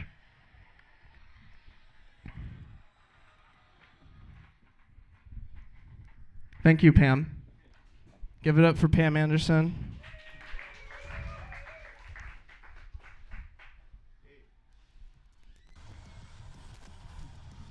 Wait, what is that? Can you turn that up a little bit? What is it? Wait, where's that noise coming from? I want to hear Lillian's audio. Is it coming from here? What is this? Can you turn that back up again? I want to find out where the...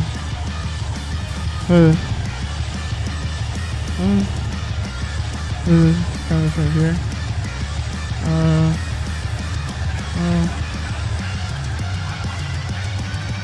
Hold on a second.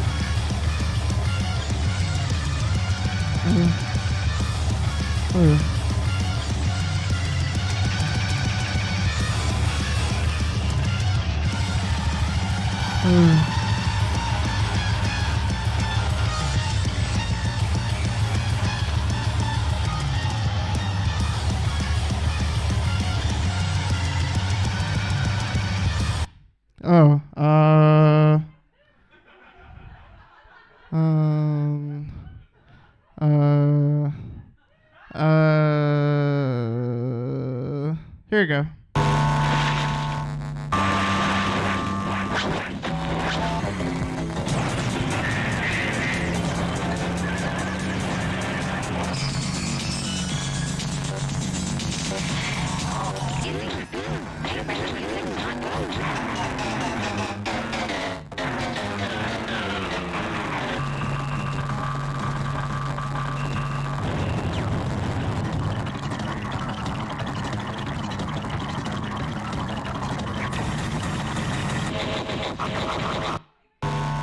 And that's it. I'm going to set it up after Wordhack, but thank you everybody for bearing with me.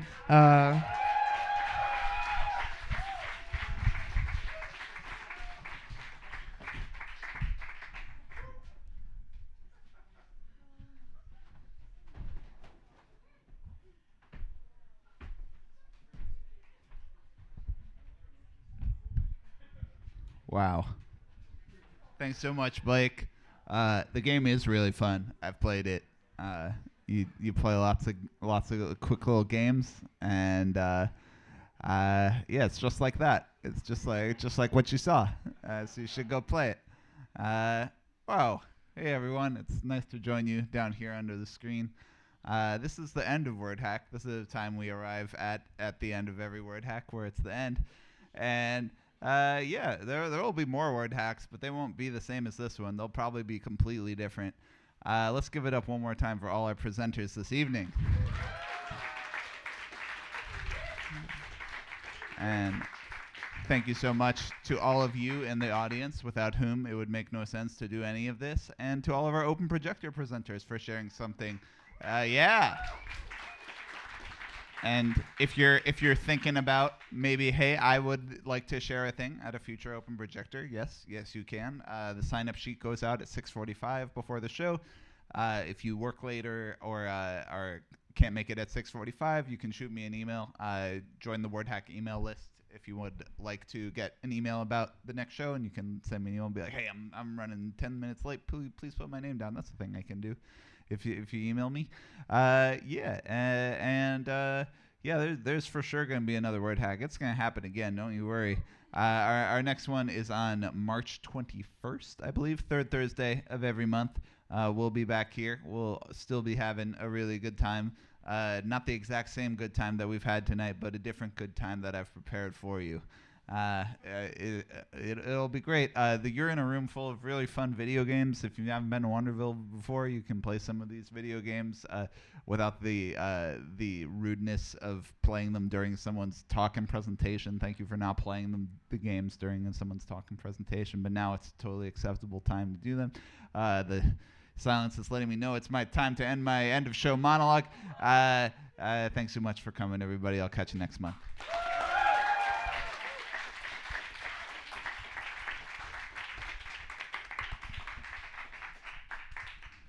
And goodbye to Photon Pig and Kilovoltaire. Thanks for tuning in on the stream.